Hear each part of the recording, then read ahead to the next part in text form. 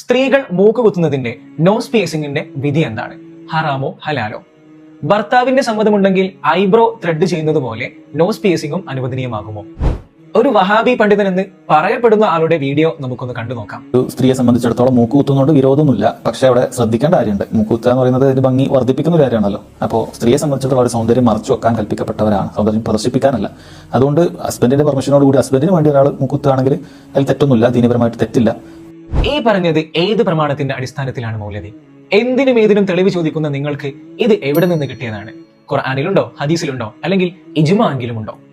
എന്നാ കേട്ടോളേ, സ്ത്രീ ആവട്ടെ പുരുഷനാകട്ടെ മൂക്ക് കുത്തുന്നതിന്റെ വിധി ഇറ്റ്സ് ഹറാം ഹറാം ഹറാം. അതിന് നിങ്ങളുടെ കയ്യിൽ തെളിവില്ലെങ്കിലും മദ്ഹബിന്റെ ഇമാമിങ്ങൾ പഠിപ്പിച്ച തെളിവുകൾ ഞങ്ങളുടെ കയ്യിലുണ്ട്.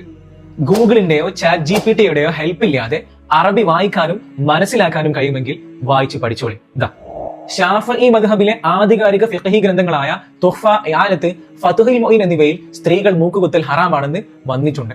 മാത്രമല്ല മഹാനായ ഇബ്നു ഹജർ റഹിമഹുല്ലാഹ് ഹറാമുൻ മുത്ലഖൻ എന്ന് അഭിപ്രായപ്പെട്ട ഇബാറത്താണിത്. വായിച്ചോളി, പഠിച്ചോളി.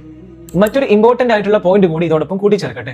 നോസ് പിയേഴ്സിംഗ് ചെയ്ത് കഴിഞ്ഞാൽ വുളു എടുക്കുന്ന സമയത്ത് വളരെ ചെറിയ ഭാഗമാണെങ്കിലും ആ ഭാഗത്ത് വുളുവിന്റെ വെള്ളം ചേരാതിരിക്കാനുള്ള സാധ്യതയുണ്ട്. അങ്ങനെ വെള്ളം ചേരാതിരുന്നാൽ വുളു ശരിയായില്ല. വുളു ശരിയാവാതിരുന്നാൽ നിസ്കാരം ശരിയാവില്ല. നിസ്കാരം ശരിയാവാതിരുന്നാൽ ഒന്നും ശരിയാകില്ല.